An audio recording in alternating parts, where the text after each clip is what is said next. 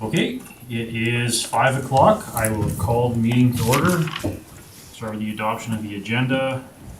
Any additions from administration? No, Your Worship. Anything else from council? Not seeing any. Can I get a motion, please? Councillor Dean? Move that council adopts the agenda as presented. Okay, motion on the floor. Call the question. All in favor? It's carried. Move down to the adoption of the minutes from our GNP committee, February 21st. Any additions, omissions, corrections? Not seeing any. Go ahead and make a motion. I'll motion that we adopt the minutes of the Governance and Priorities Committee from February 21st, 2021 as presented. Okay, motion on the floor. Call the question. All in favor? That's carried. Head down to draft bylaw 612-24. So that is you, Corinne. It is me. So committee, I'm really happy to finally bring a refreshed procedural bylaw here for you. For one thing that you will notice is that this bylaw is larger than our current procedure bylaw, and one of the reasons, the biggest reason that you'll see for that is that we have eliminated the use of Robert's Rules of Order, needing to reference it as another tool. So we have tried to insert common motions, procedures within the bylaw, so we're not needing to reference the MGA, Robert's Rules for the county's basic procedures. It was also a recommendation coming out of Strat Planning 2022 from our consultant that this process, removing Robert's Rules and strengthening the bylaw, is advantageous for council. And again, one thing I really want to note is that this is council's bylaw. So while administration has built this on best practices and getting the feedback from other municipalities around the province, this is completely editable. This is council's bylaw, and we need to make sure that the procedures within this are manageable, one, for our council, and two, flexible. I do want to note that this bylaw has been built for the use of flexibility and the uniqueness of Woodlands County. We have to consider who we are as a municipality and be able to govern council and the committees in a relaxed manner. I don't believe that having very rigid procedures within a relaxed municipality would fit. So when building this bylaw, those types of things were taken into consideration. As noted in the RFD, some highlights to consider that have been added. Again, the removal of Robert's Rules. We have added in the long-awaited public input session. So that is on page 9, beginning at section 66. So again, just as a reminder, the public input session would be held as a standing agenda item here at Committee of the Whole at Governance and Priorities Committee. Standing agenda item carved out for 15 minutes at the top of the agenda for the public to come chat with the committee. We have allotted for maximum of 5 minutes for each member, of course, again, adding that flexibility that the committee can amend that if it's a topic of conversation. Some other... Sorry, for just one quick question Certainly. for you, just for clarification. I believe that the council, we asked for it to come to GNP instead of our council meetings? Yes, that's correct. It comes to just, GNP. Yeah, so keep it the will be a agenda. standing Okay. agenda item on this committee agenda. Yeah, I just want a clarification. Yes, 100%. Thank you for the question. So also talking about flexibility, order of business has been enhanced a bit. One of the things which we use in current practice, which is jumping around the agenda, we didn't have that noted. So again, it's just something procedurally we've added so we can continue with that flexibility. And another thing on the order of business is we do have some notations about monthly items that come up. They are standing agenda items, correspondence, our function reports, infrastructure, community services, service tracker. So we've just denoted that these are monthly. Also, we've added in a section for Committee of the Whole. Again, this is this meeting, Governance and Priorities Committee. So we really want to clarify that language about what Committee of the Whole is. So committee of the whole is this same group of members of council in a non-formal format where we have these discussions about bylaws, policies, just like we're doing now, long-term planning, really for the committee to flush things out.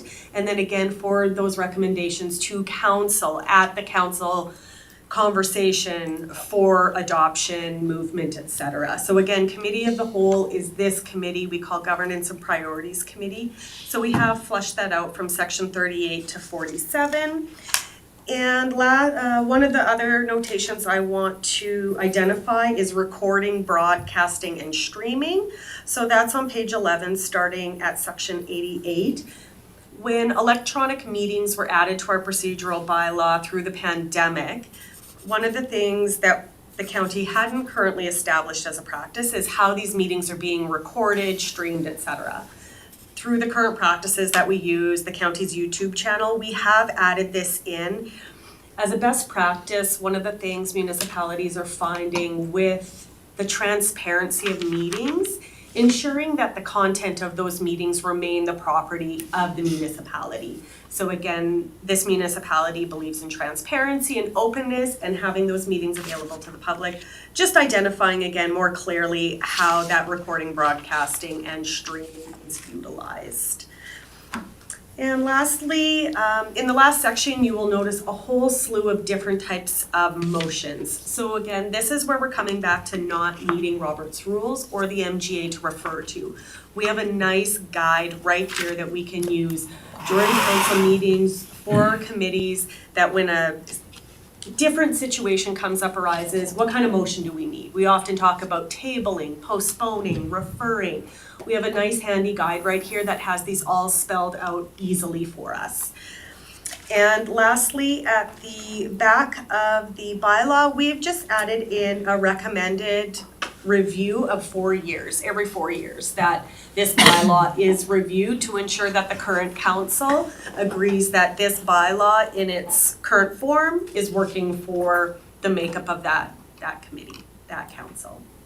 So those are kind of the highlights, and excited for the public to have an opportunity to come connect with their members of council, and I think that will be really well perceived. One of the items, and I did mention when I brought this back a year ago talking about public input sessions, is that public input tends to be exciting for the public, one, when it's new, and two, when there's hot topics. Otherwise, it tends not to be used, and we know that from other municipalities who have this as a standing item too.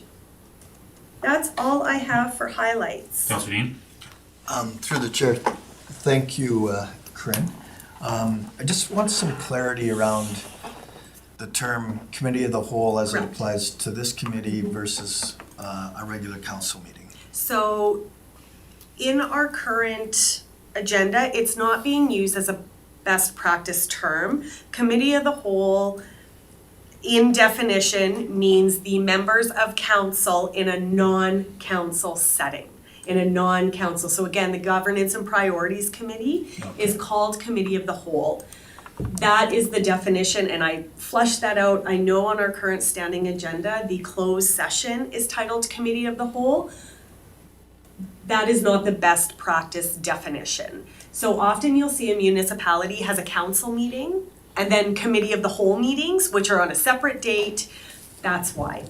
Or on a different agenda. And again, best practices. So I don't want to say that we're incorrect now. However, I think it's important that we steer, if we're going to refresh, that we use best practice language and language that is fluent across all municipalities. That's fluent within the MGA.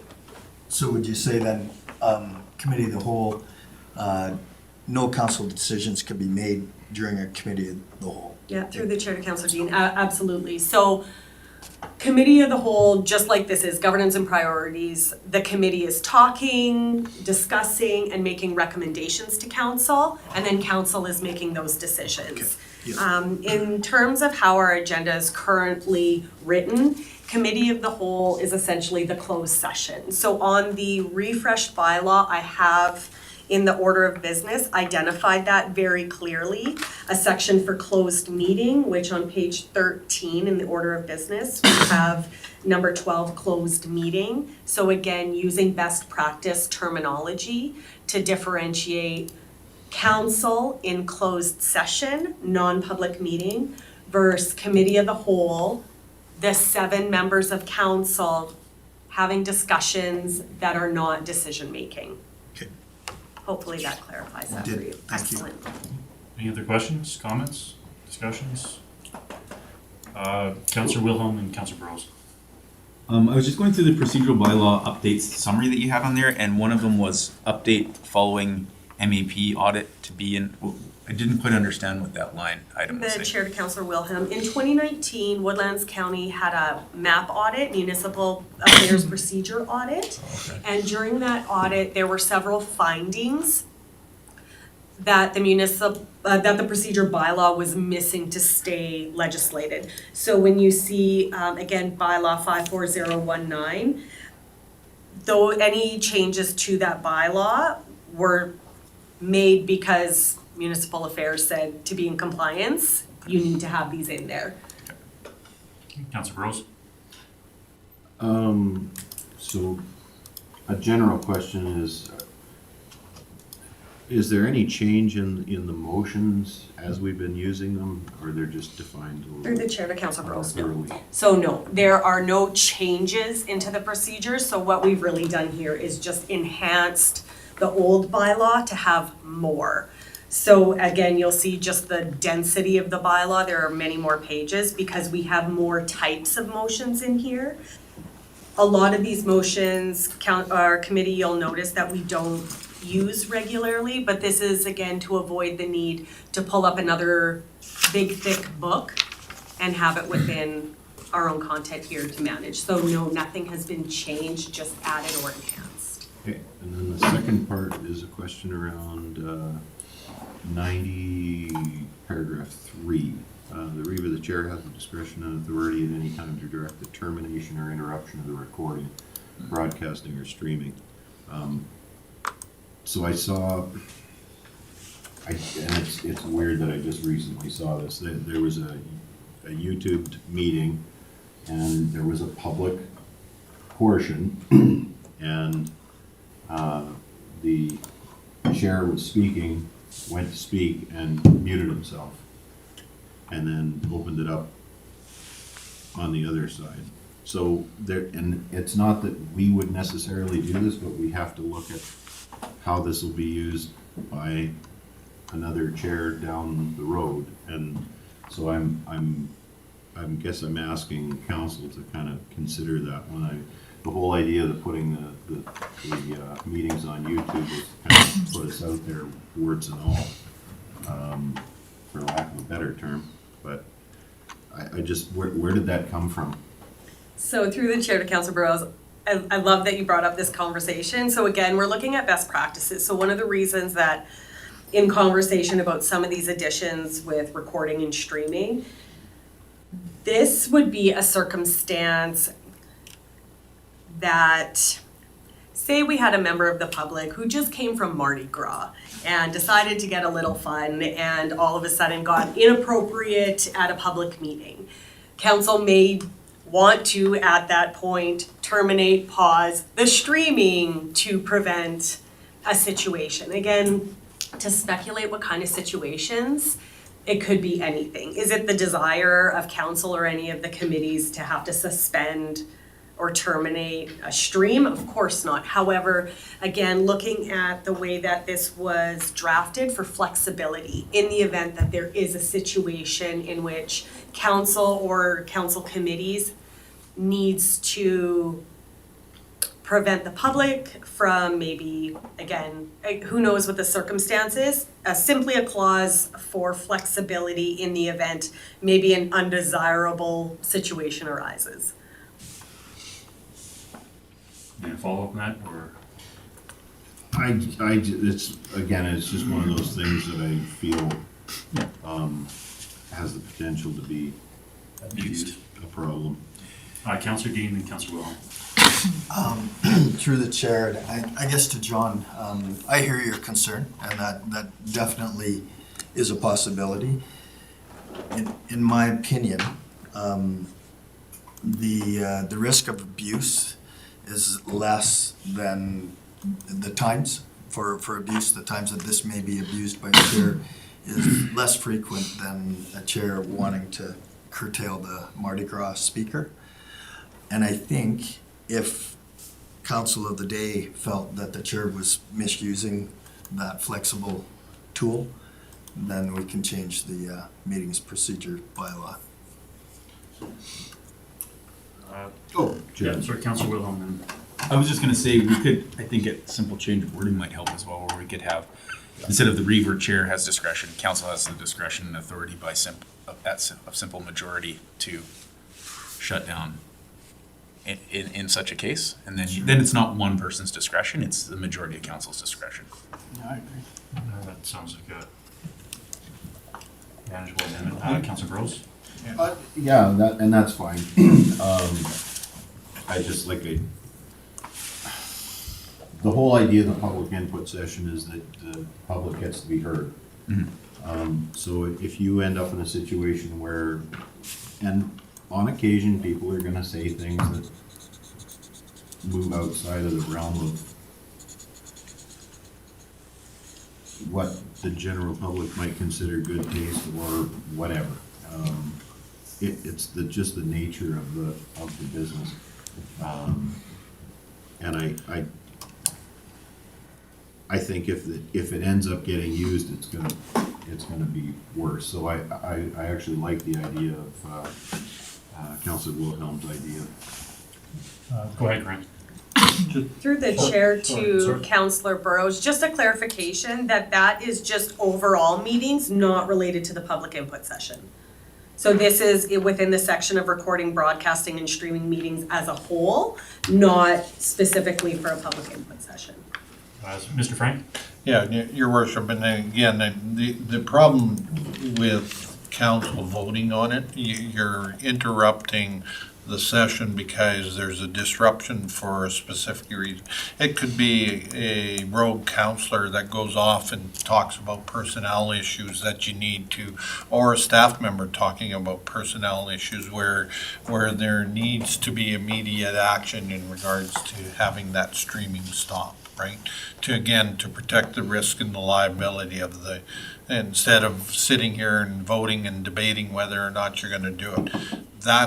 Your reeve is the individual that chairs the meeting, that conducts the meeting, and our recommendation is he has that discretion, and like Councillor Dean says, if that abuse starts to occur, then council can address it through amending this bylaw. Councilor Prestige, then Councilor Wilhelm. Through the chair. Could we not use something like, if somebody feels something should be stopped or not stopped or whatever, just call a point of order and ask for a vote?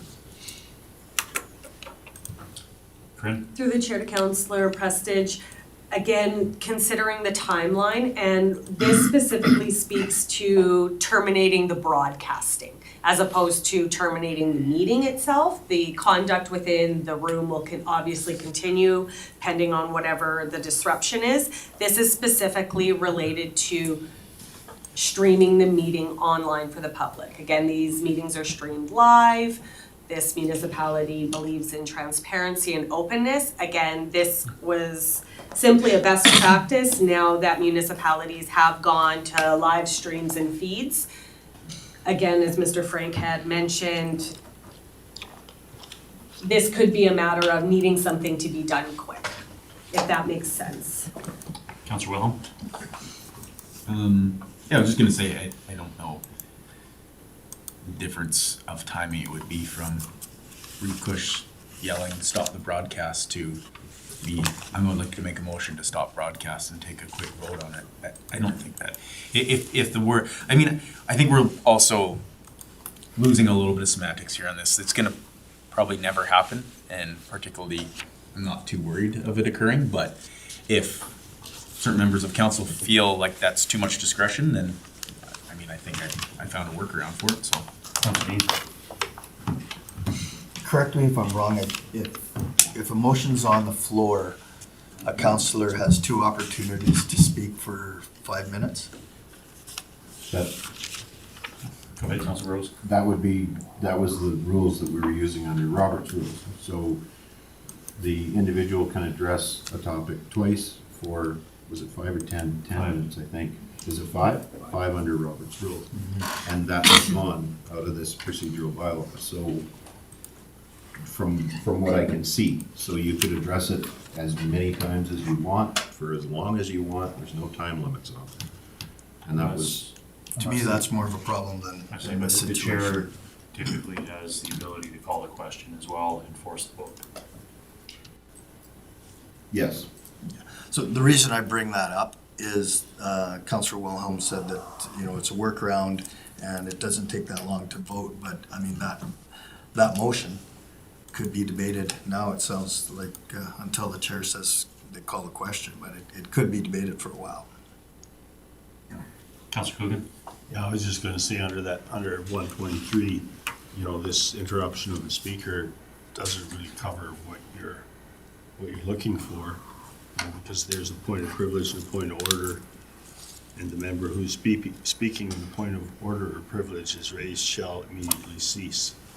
So that doesn't really address that, does it? So I'm sorry, Mr. Chair. No, it was directed for you. So. If I was to, I would think that you'd have to put a separate motion in here to cease recording. Yeah. Then you can call a point of order, and you can make the cease recording motion non-debatable under this, and then council votes on it, and the stream is shut down at that time. But without it being part of the procedural portion, you have nothing to fall back on to that. So you have to make a specific motion around that. Then you could say point of privilege, and then everybody's supposed to stop talking except for the chair. And then the chair can call the individual calling the point of privilege would, say, I make a motion that we stop recording. And that if that's a non-debatable under the procedural bylaw, then you could Just call it. you just automatically call the question, and the result of it after council votes on it is it's done. No, it sounds like kind of take some of everybody's hesitancy out of it. Councillor Prestige? Through the chair, I think we should put back you can speak twice for 5 minutes. Because this council, not this council, previous council, did have to use it quite a few times. So it does happen. So, Chair, if I may, so just a question then to the committee. The municipality is not currently using that procedure, the 5 minutes times twice. It was, again, removed for the uniqueness of the municipality. If that's something that, again, this is council's procedural bylaw. We want to ensure that it works for this council. So we just want to ensure that when we are putting things in, that we continue to follow them.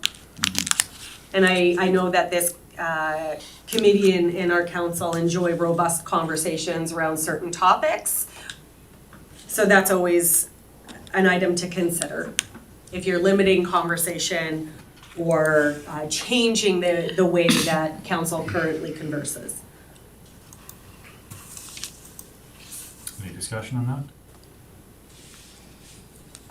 Councilor Dean? Well, I guess to Councilor Prestige's point, this council, it hasn't been a problem, so maybe let the next council deal with it. I guess to administration, Councillor Burrow's suggestion for that number 3 there, looking like we're kind of in agreement on the majority here anyways, if we can possibly get a revision on that to have a look at. Absolutely. Councillor Prestige, you have with that?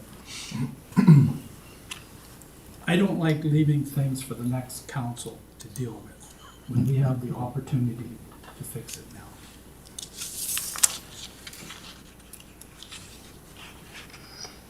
Okay, I guess we can do this as a straw poll and see if we want that amended or not.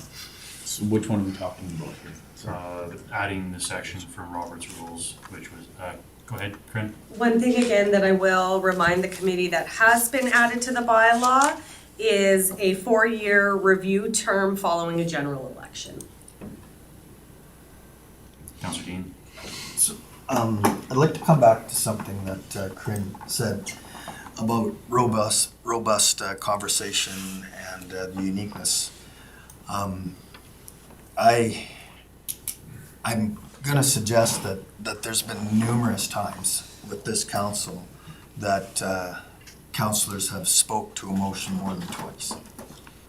And I just don't see it really ever with this group being an issue, and I respect what you say, that you don't want to dump problems on the next council, but to me, it's not a problem right now. And I'd hate to put that restriction in, and then you know, gee whiz, I've spoken twice to this and I can't talk anymore. I'm not sure that it's an issue for our council.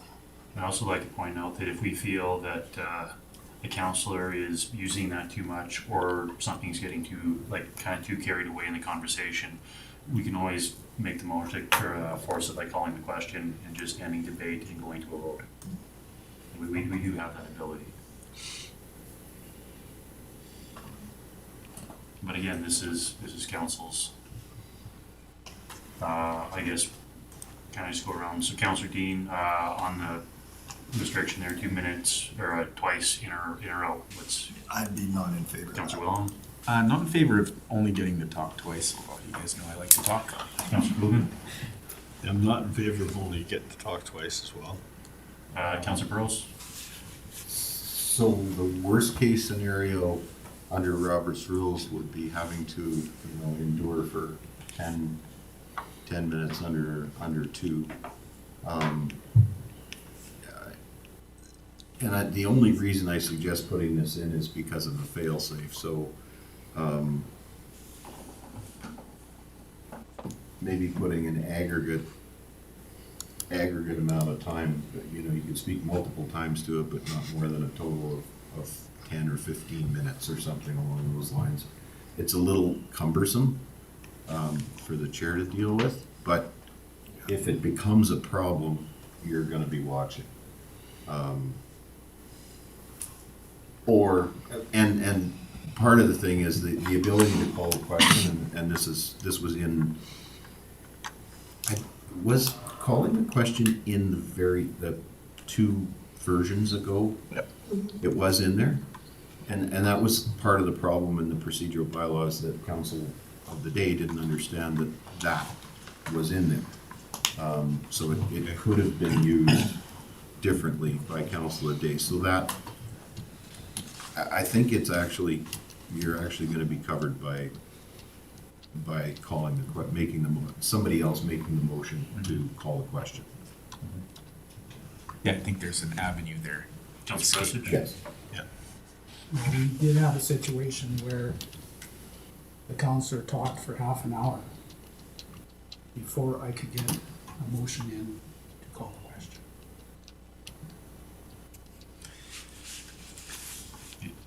Councillor Williams, you, I guess on that discussion, you want to in or out is your, I wouldn't be in favor of that.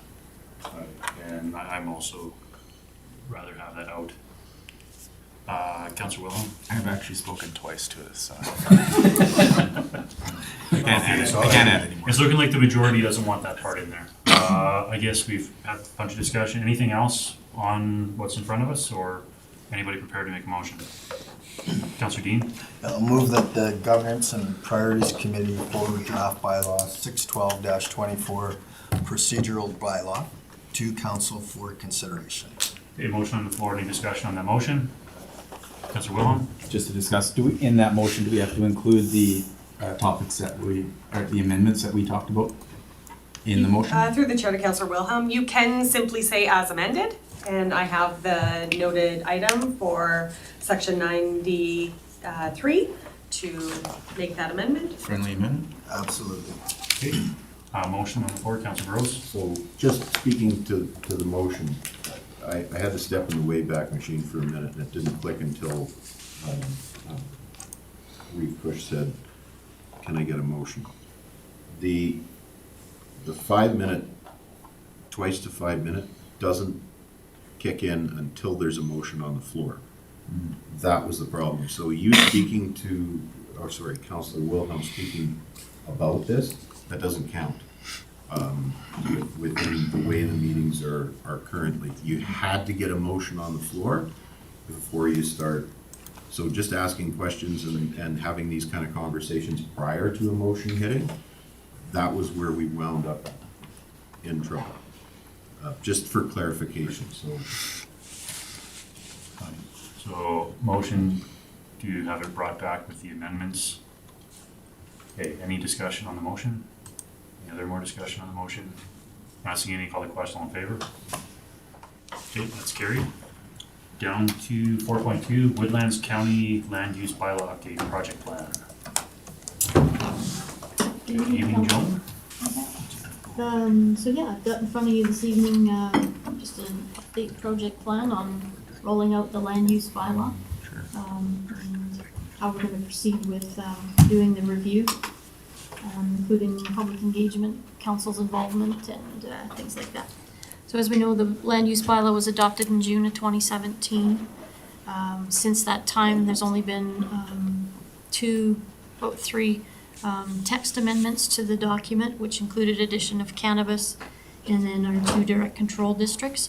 There's been a few map amendments as far as zoning of parcels go, and those are the applications that council reviews and has public hearings for. So since that time, not a lot has changed in the document. However, we are also in the process of reviewing our municipal development plan, just about at the tail end of hopefully approving that document. And as a result, we'll have amendments within the land use bylaw that'll have to occur from approval of that document. So majority of the content of the land use bylaw will be intact. However, we know that there are areas that work for us, areas that don't work for us. You know, there's areas that we know can be improved upon in the document itself. So as part of the review, administration has started. We have a long list that we, have kept over the last few years, and know of some amendments that we would like to see in the document itself.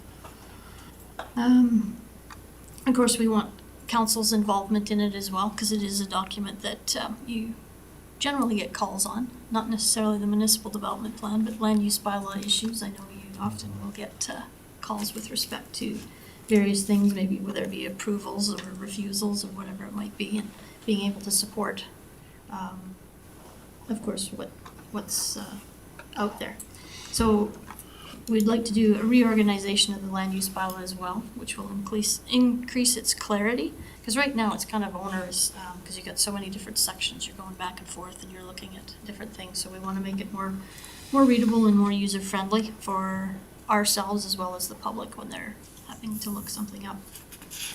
So I've attached for council's review just a quick update project plan.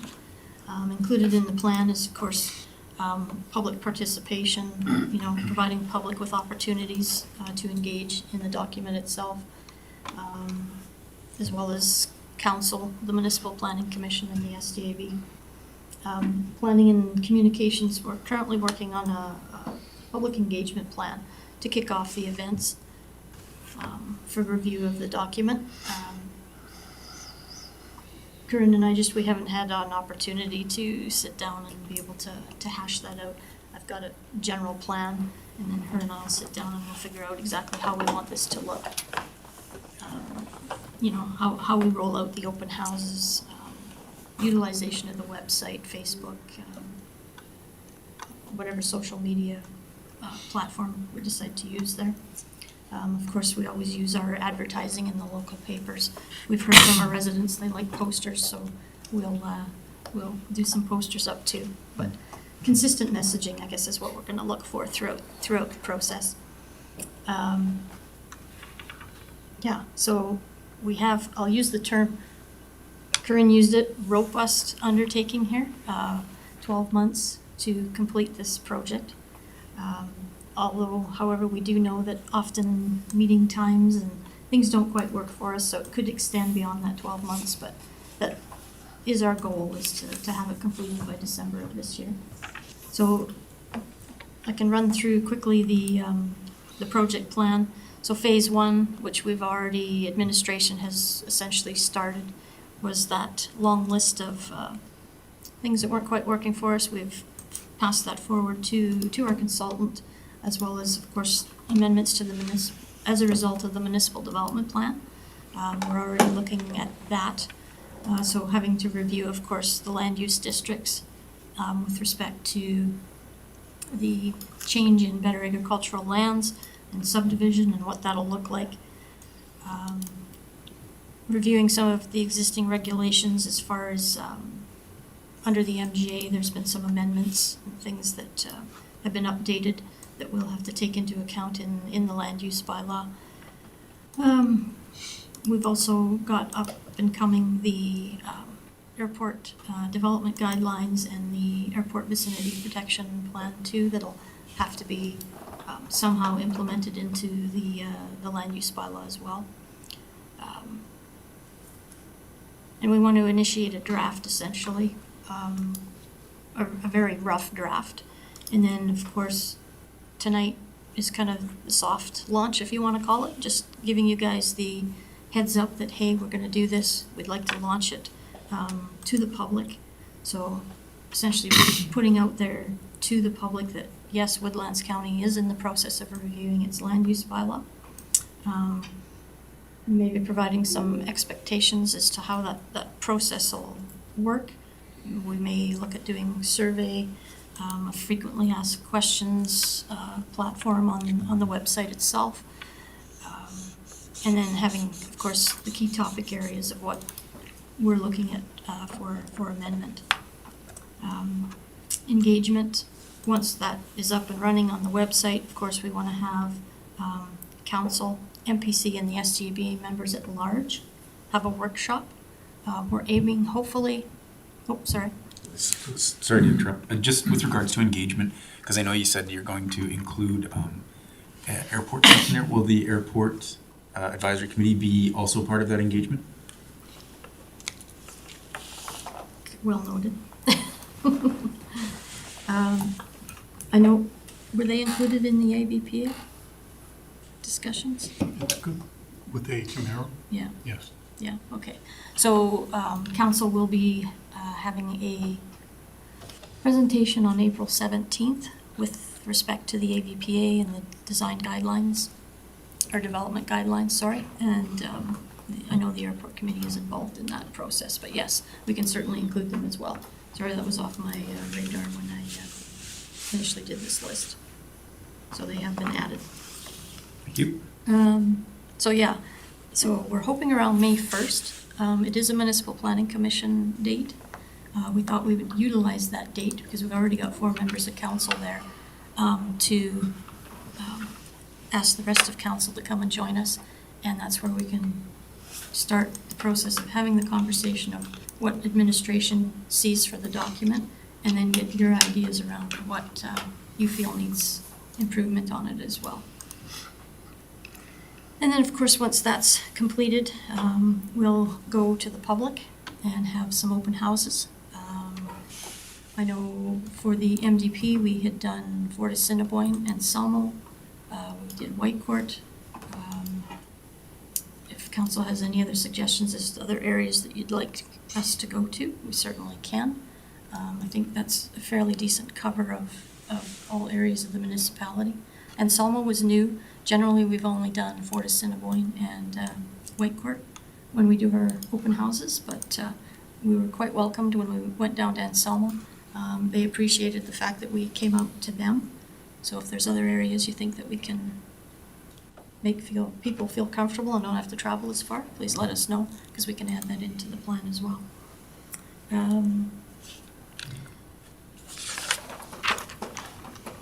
So then, once we do those open houses, what we'll do, of course, is go back and do some more amendments to the document and prepare that preliminary draft land use bylaw. Again, update any of the graphics within the document too. Do another internal review amongst administration and anybody, infrastructure, our ECDev person, and people like that. Do a review to make sure that internally we haven't missed something. And then we'll do another workshop with council, MPC, SDAB, and the Airport Advisory Committee. We can include them. And again, hold more public information sessions. We think that we should probably roll it out a couple times. Just given the Sensitive nature. yeah, the sensitivity to the document. I know we're watching some of our neighboring municipalities and what they're going through right now, and we really want to be transparent with this process. It's not a scary document, but yeah, it impacts people and and how they utilize their land. So I definitely need that said. And then once we do that, we will, of course, come back with a draft land use bylaw for council to review and hold, of course, public hearings. That's kind of the final step to it, or somewhat final step. We have those public hearings and we may hear more feedback from our residents or perhaps council, or at the time of the public hearings, we also we'll circulate it to our neighboring municipalities, so they may have comment or feedback as well. And once that's done, then of course we can bring it back for a second and final reading for council. And then we'll close up the project, which means deleting some files, creating a brand new, nice looking document that people can access off of the website, and yeah. Okay, any questions for administration in the process? Councilor Burrows? So, when, I know this isn't on the land use bylaw, but the municipal development plan, when are we expected to pass that? So, through the chair to Councillor Burrows, we just received the town's comments. So the next public hearing is next Wednesday at the council meeting, March 27th.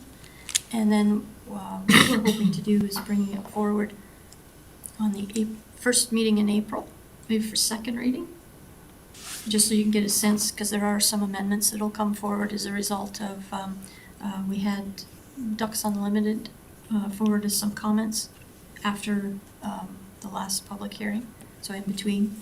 And then the town of Whitecourt, there's a couple minor amendments that make some sense. So we will, of course, I'll bring those forward as well on the 27th. And then we'll have an updated document to you on that first meeting in April for second reading, and then possibly the second meeting in April, council can give final reading to the document. Just so that we can also line up to, if I may, because we need to have discussion around the AVPA, and council, of course, hasn't seen that document yet, as well as the development guidelines, because there is mention of it in the MDP, but like I say, you folks haven't necessarily had the opportunity to see what that looks like yet. So.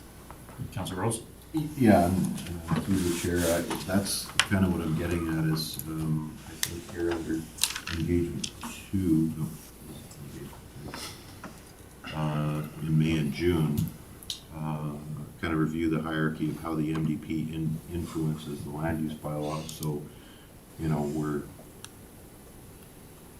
we're doing things in the MDP that influence the land use bylaw, but we haven't had a conversation about what those are. I don't know that we have, so I'd like to know what those are before we end up going and passing the MDP. So through the chair to Councillor Burrows, so May to June, and the timeline on passing the MDP is around April. So the changes that have occurred in the MDP are mainly around the subdivision of better agricultural lands. And that is where the amendment to the land use bylaw will have to occur. So that's the primary from the municipal development plan, is that we have to look at the agricultural districts themselves and focus them back to what the MDP is saying, so protecting that agricultural lands. So currently those two districts, A1, A2, will be, we're thinking of dissolving them and creating one ag district, and then having the details from the municipal development plan within the land use bylaw itself, so that if it's that farmland market valuation of 114 and better, you get one parcel out of your ag land. If it's worse than that, then you get up to the 4 parcels. So that's the primary changes from the MDP to the land use bylaw that you'll see. And then it makes general reference to the ABPA, and it makes general reference to those design guidelines, but those, because they're not part of the MDP document itself, those can be flushed out during the land use bylaw conversation. Any other discussion for administration? Councillor Williams? Would it be worthwhile sharing this with the public sooner than later, just letting them know of the timeline of what's happening with this? Because I like how it's laid out. It doesn't give you any hard dates, but it kind of gives you a general idea of how it's going to move along. And through the chair to Councillor Williams, that's kind of the intent of our launch on the land use bylaw is, hey, this is, this is up and coming, this is what we, have planned, and yeah, putting something very similar to this project plan on there. Follow. At least then they kind of know, in May, June, this will be happening. There might be a meeting coming up or whatever. At least it's kind of, they'll maybe look at the papers then or the website or something. So I think there's benefit to it for sure. Anything else from council? If I may, Chair, Go ahead. does May 1st work for the majority around the table? Like as a meeting date? Yeah, as That's your MPC though, yeah, isn't it? it's our regular MPC meeting. We're willing to work around that so that we can get this launched. So for the ones on MPC, it should tentatively be okay. Yeah. What time would it be at? 5 o'clock. 4 or 5 o'clock. I can make that work. Tentatively, I'm okay with that. Okay. I'm not here, so that date doesn't work for me, but you did say majority of council. And through the chair, like if any counselors can't attend it, by all means, reach out to the planning department. We can sit down on a one-on-one and go through it too. So. Any other questions, discussion? Councillor Williams? You make a motion that the Governance Priority Committee accept the Woodlands County Land Use Bylaw Update Project Plan as information. Okay, motion on the floor. Any discussion on that motion? Not seeing any. Call the question. All in favor? That one is carried. Mr. Bichon, you're up. Cold Mix Road Surface Program. Worship, members of the committee, in conjunction with this topic, I've asked the asset management people to come to the meeting. So I prepared an RFD as per council's direction, but from what I gathered, there's been further discussion. So rather than me go through the whole RFD, I'm just going to talk on a couple items. One being the local improvement. In my RFD recommendation, I came up with a recommendation on local improvement tax. If it's implemented, at a minimum, should be $500 per parcel per year, equal amounts for all parcels. I base that on the standard where the basic road service that the county provides is a gravel road. if citizens or residents want to upgrade that, they can through the dust control program, which is $425. Cold mix is a step above dust control. Reduces the dust or eliminates the dust pretty much, and it significantly enhances the winter snow and ice control. So I thought the $500 was a good starting point for that. I also recommended to do a phasing approach on cold mix roads. That being, do all the prep work, the ditching, culverts, any base repairs the year prior to the road being cold mixed. That way, there's a year to ensure everything works out, and it can be touched up the year that the cold mix takes place. I should also point out that I think it was last Thursday or Friday, on the Alberta Municipal Supervisor site, Lac-Saint identified that they are going to start pulverizing some cold mix roads due to the sustainability of keeping those roads up. So, as I said, from what I gather, there's been more discussion regarding cold mix roads, so I won't go into any more of the RFD until there's more discussion. Okay, so, I mean, I've been one of the big proponents of trying to get some sort of cold mix program initiated. And when I saw the RFD earlier today, I had to, I wouldn't say a slight change of mind, but I think that with the way the year's gone so far, and with retirements that are happening in the infrastructure group, I think that we should, in my opinion, this is just what I think, we should look at potentially like earmark this 680 for this year for a cold mix program. But I think that the plan as we have listed in this RFD is a little hasty, and I would like, I think we should flesh out what we want to do with this a little bit better.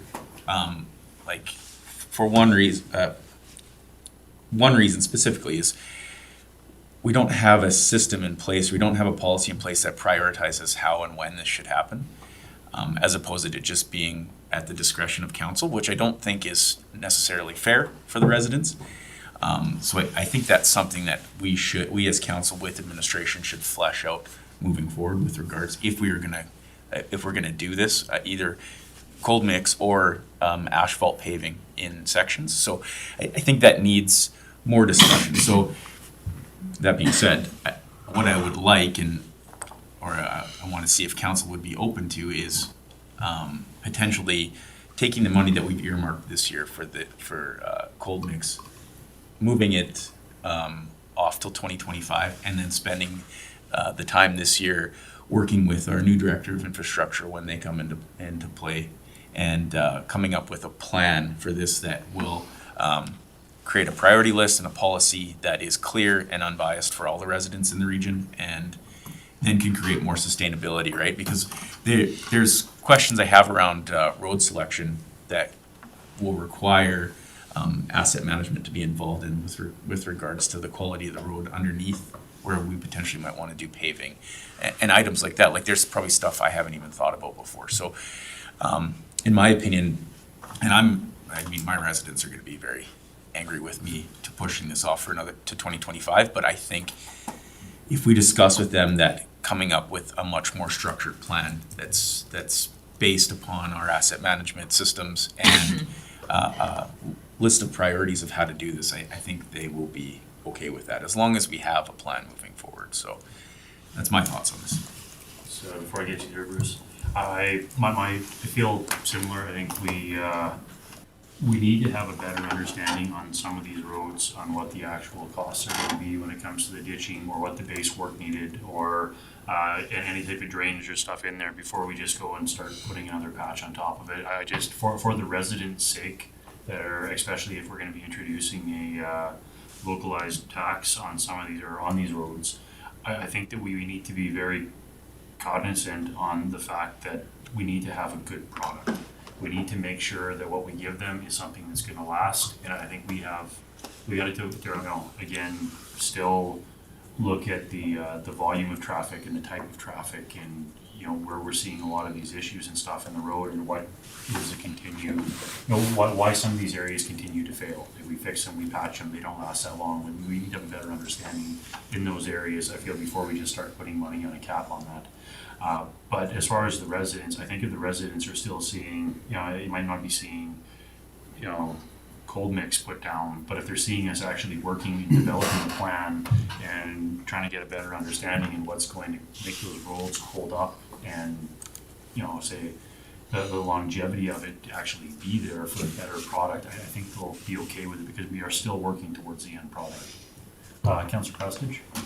Through the chair to Andre, you're saying here, all required base work, ditching, and culvert work be completed this summer. Have you got a detailed plan of what is happening? What type of work needs to be done? And how much is it gonna cost? Through the chair to Council Prestige, we don't have a detailed plan, but we've identified the areas that require work. And the pricing is in here as to what we estimate the culverts, the ditching, base work is gonna be. Yeah. When we do a project, we should have a detailed plan. Not guessing what we're gonna be doing.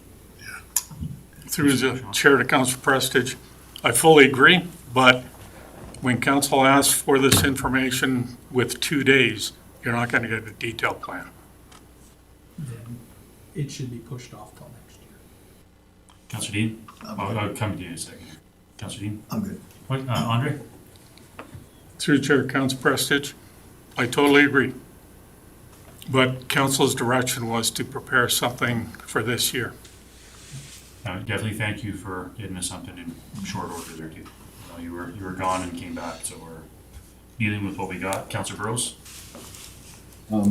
So through the chair to, I guess, council, there's two things. One that I want to clarify with Councilor Wilhelm's remarks. We have the money earmarked for the 2024 budget for cold mix.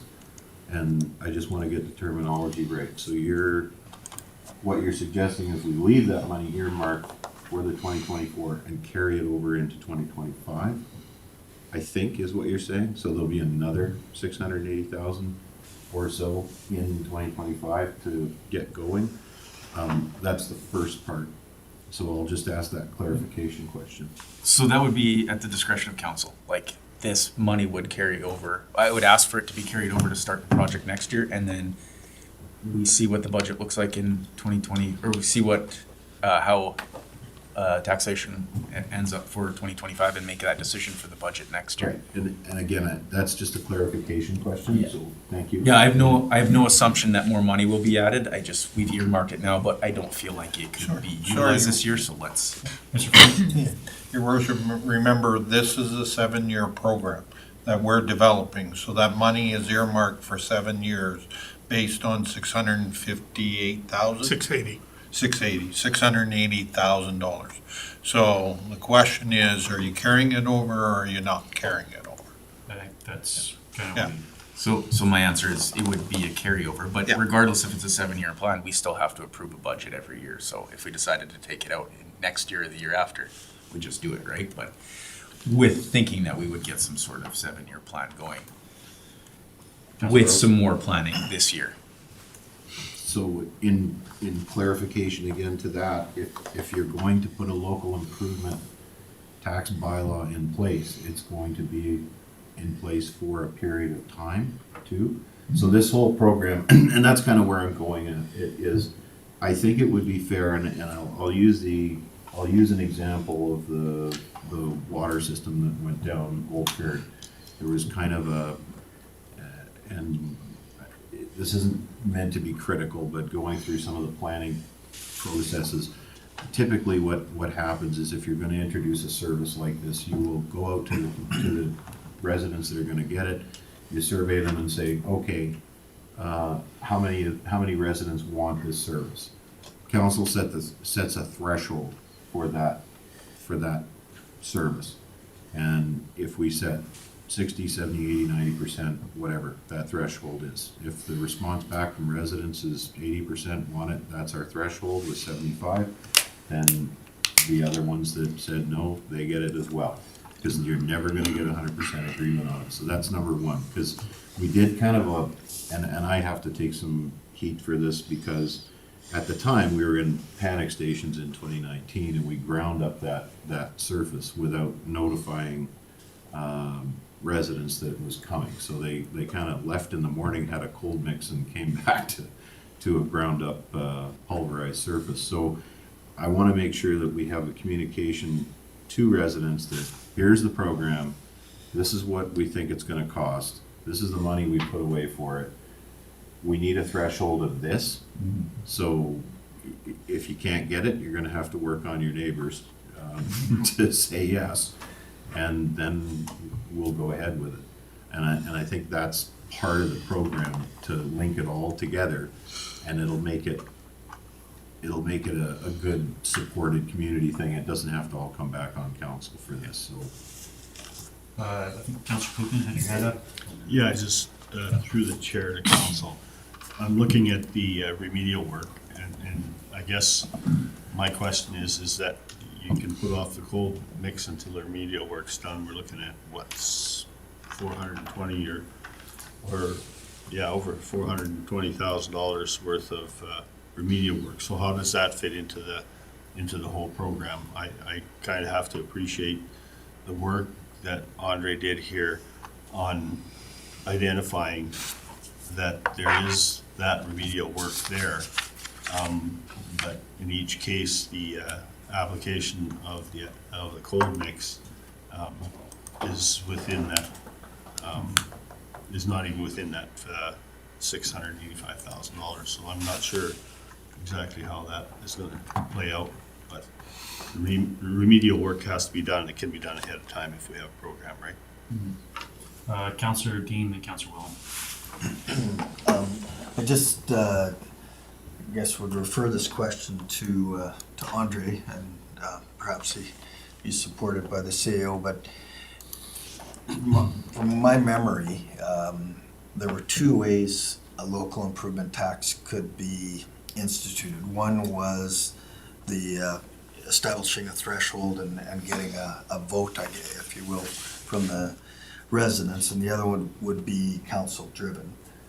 What I look at here is this is more council driven. There's no provision here to go to the residents.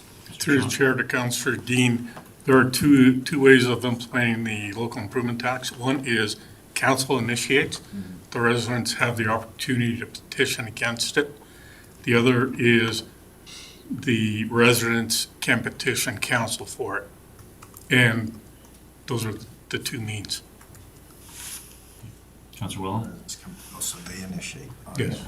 So I was just going to respond to Councillor Burrows. And yeah, I 100% agree. Like, that's why my suggestion here is to delay to 2025, and we spend some time interacting with administration, with our expectations of what this plan's going to be, because I think it's going to require a lot more conversation to try to flesh this out so that we get it to a situation where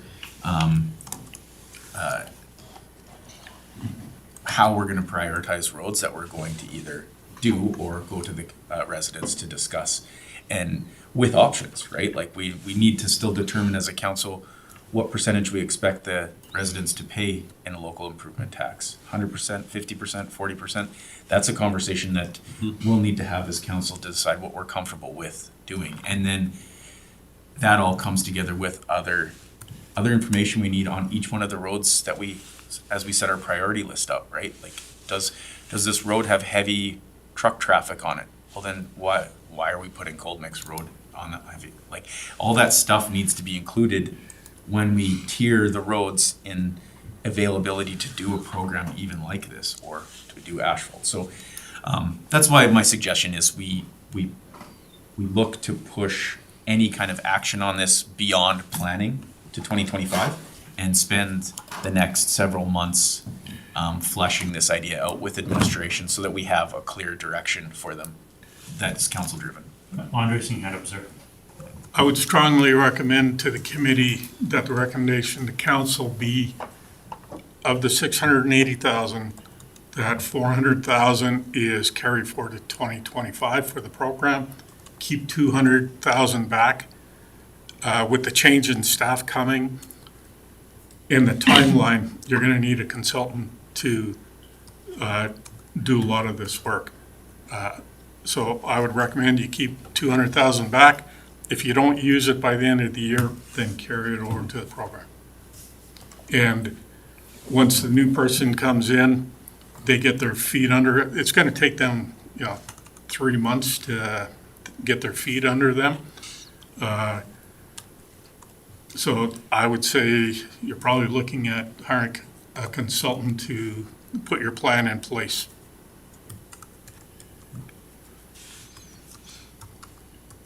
Sounds like a sound recommendation. Anything else from council? Councilor Burrows? So we have, and this is one of the problems, is getting solid communication out to each individual residents. And we end up kind of saying, oh gee, I wish we'd done that when we were sending out the tax notices. Well, we're gonna be doing that in June 30th is when the taxes are due. When's the tax notices go out? End of May, End of May. have to be out. So isn't that a good opportunity to have them feed back to us on whether or not they even want? Because if we, I'm just, and I'm trying to spitball a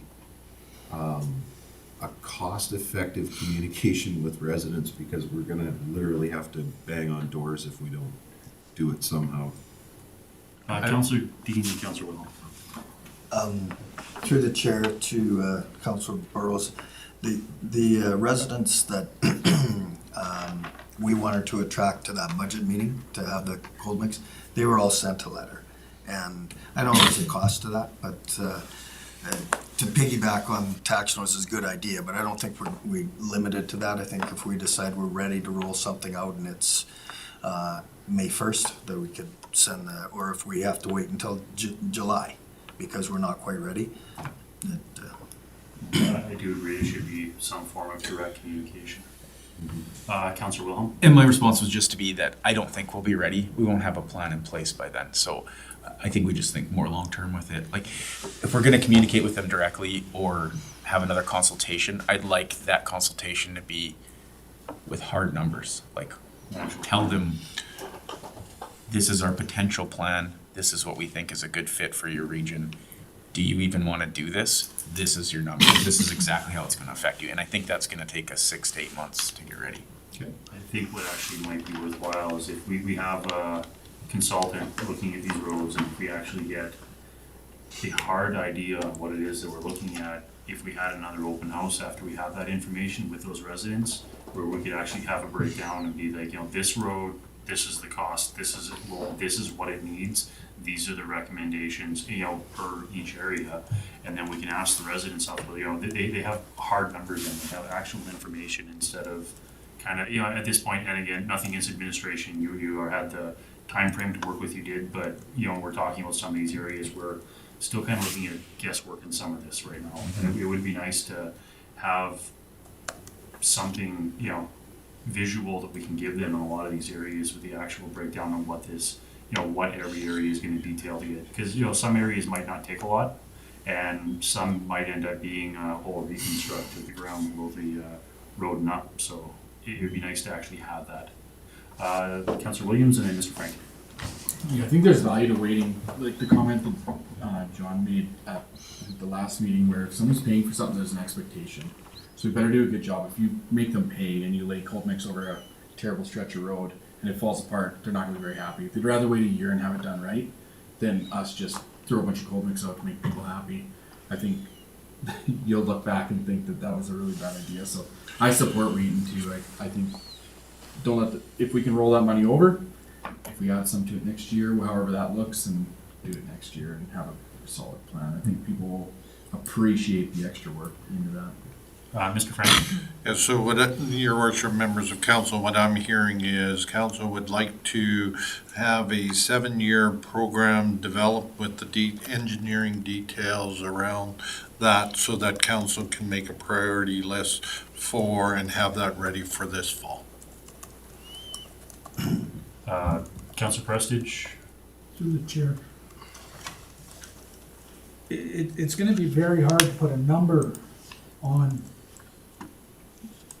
redoing this road when we don't know what the road needs.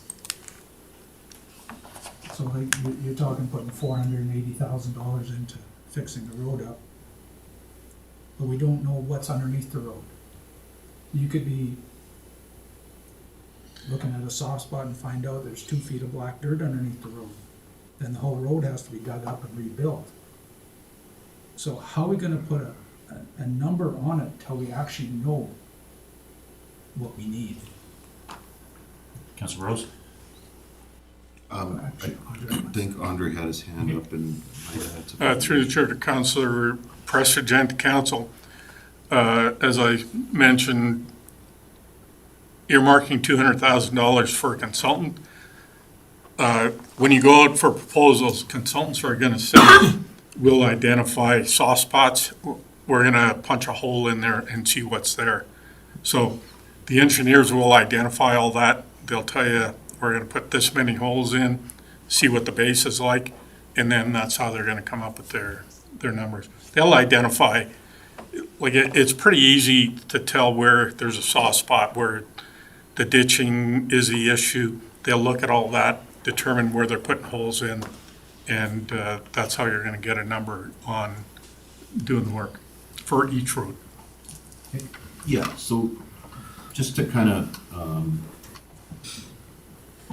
corral this in a little bit, the idea that the basic surface is a gravel road, and then you're upgrading to a hard surface of some kind. It's either dust control or cold mix or pavement. The idea is, so there's kind of 2 components to this. One is ditching and upgrading the road, and then the second is surface. Does council consider upgrading the road to really where it should be anyways, before you put a surface on it, as part of that cold mixing program and the cost? Or is it just the surface that we're talking about? Because the surface, once the base and prep work and everything else is done, which the way I'm thinking, if the roads are built to spec and proper, they should be ready for a cold mix. So the cold mix itself on a width and length is generally pretty easy to spec, price-wise. So are the residents paying for the surface, or are they paying for the upgrade to the roads, which really is to just bring them to what they should be anyway? So that's just where I wanna. Just gonna chime in quick. I agree with you on that. I believe that if we are, it doesn't matter what surface is on the road. If there's a water drainage issue, culvert issue, a base issue, whatever is on top, it's still gonna have a problem with the road if we don't fix the initial issues. So I think we need to look, and again, getting somebody in to take a look and identify these issues, and we can look at fixing the areas before we end up putting a top on it. I don't want to do like council's done in the past, where we've approved money to put a patch on something that doesn't work. Councilor Coogan, and then I think Andre had your hand up there. Yeah, through the chair to council, this kind of just supports what Jeremy's saying about an overall plan, because I have to agree is that if we have a standard level of service that's gravel, that's a road that has to sustain that type of traffic, and we're maintaining it, that should be the base standard. And then if there's an ask for that next level of service, that's what we're going to be asking for the local improvement tax for. I think that's why I think we really need to, it's a great comment. Andre? Through the chair to the committee, typically, road construction itself or rehabilitation of the road is part of general maintenance, and local improvements are typically the driving surface. And by getting a consultant involved, they will flush that out for you and identify that. Councillor Wilhelm, see your hands up there. I mean, I like where this conversation is going. Like, that was a very interesting way to think of it like that. And if we are gonna implement a local improvement tax, that local improvement tax, I believe what John's saying is that local improvement tax should only be onto that surface application, not to the groundwork it takes to get to that surface application. That is going to create a local improvement tax that is cost effective for the residents, right? So, like you said, base level is a gravel road that's drivable that isn't sloughing off or failing already, right? If that's happening to a gravel road, that should be tax money or infrastructure money that we have already repairing that. And then if we want to go to asphalt or cold mix, that's what we charge for a local improvement tax. Councillor Rose? And through the chair, further to that point, because you're just talking about the surface now and not the improvements of the road, the ditching, all the rest of it, the surface, you should be able to estimate that pretty easily. And start having those communications with residents on, do you want it, this is what it's gonna cost. The road base and repair and everything else, that's something we have to worry about on an engineering end, but I think the two are a little bit separate. So my point is that communication with residents in that portion of the program might be able to move forward faster rather than slower. So the base requires some engineering and some consultation, whereas the surface is a little more straightforward. You know, we should be able to get some pretty reasonable numbers for, we want 7 kilometers of cold mix on a tight road. It's this wide, and we want it this thick. How much? I'm thinking. I think we've had a fairly robust conversation on this. I think will of council is to, I guess I'd be okay with following the administration's recommendation and keeping 200,000 of that this year for consultation work and forward the other 480,000 into next year's budget so that we still have the money there along with, you know, additional next year, but actually come up with a robust plan this year on these roads and find out where our infrastructure failures are and what it's going to take to fix that. I guess I think that kind of sums up where council's at here. Mr. Frank, you. So you're gonna have a motion that you're gonna reallocate, a recommendation to reallocate 200,000 of the coal mix money funds for engineering for a detailed Consultation. 7-year cold mix program plan. Sorry. Is that what you're thinking? I believe that's what we're looking at. We want to spend the 200,000 on consultation this year to get a good idea of what those roads are sitting on, what we have to do to get that up to spec to hold the cold mix. Councillor Wilhelm? So would the motion then be to send our recommendations to the next meeting where we have budget approval? Because essentially we can't make that decision here, right? We have to make it in council. Okay, well.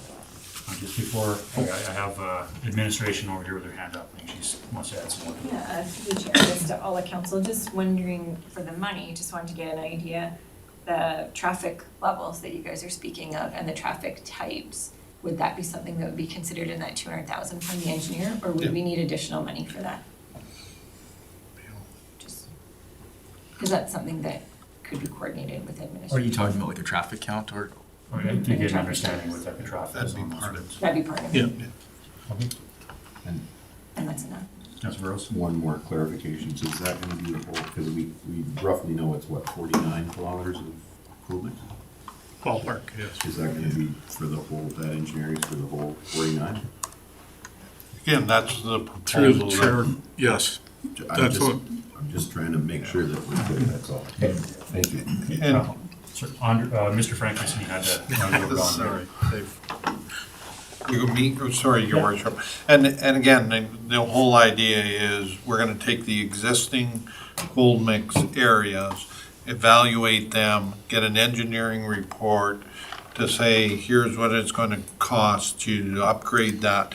And then there will be some other recommendations in that because, and for example, Horn Road is, you got the Gibson subdivision that is cold mix and then gravel. And really, a recommendation, again, I don't know what the recommendation would be, but you're driving gravel to go to cold mix and back and forth is really, does that serve a purpose? And again, so there will be probably other recommendations and other roads that you might want to consider. Andre? Through the chair to the committee, I was just gonna identify that your consultants they'll look at the roads, they'll identify the areas that need more investigation, such as putting boreholes in. They will do traffic counts. They'll do traffic counts on all the coal mix roads. They'll look at the type of traffic, type of property use there is on all the roads. They'll look at the bases. They'll look at everything having to do with the roads and with the use and compile your total report and likely give you a plan of which one should be done when and what your costs are. So it'll essentially be everything you're gonna need to put a full plan together. Thank you for that. Councillor Preston, your hand was up first, and Councillor Wong. Mr. Chair, to Andre, I'm thinking, before we allocate the 200,000 to do this, we kind of need a price on what it's going to cost to do the consultation and engineering. So we put 200,000 in, and then the bill comes in at 300,000. Your Worship, would be coming to council then.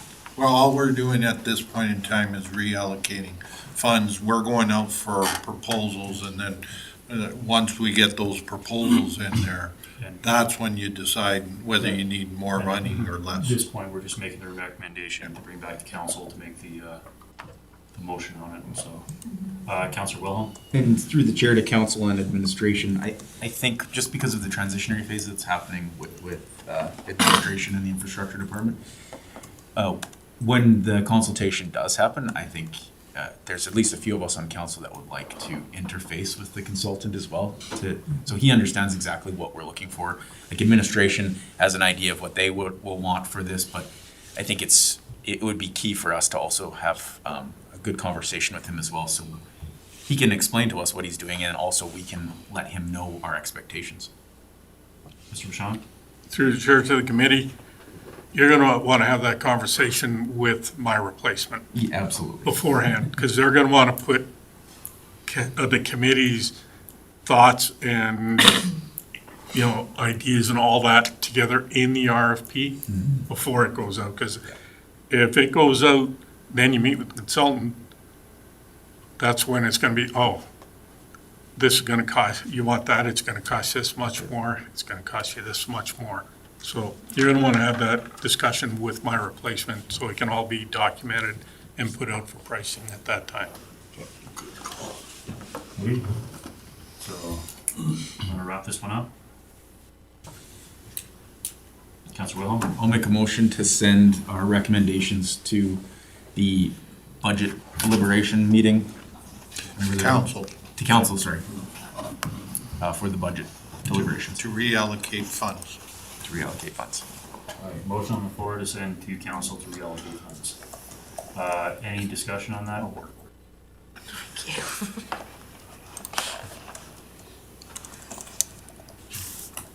Discussion? All the question, all in favor? Okay, down to the last one. Councillor Wilhelm? Motion to adjourn. No discussion, a motion to adjourn, I'll call the question, all in favor? We're adjourned 6:24. Thank you, everybody.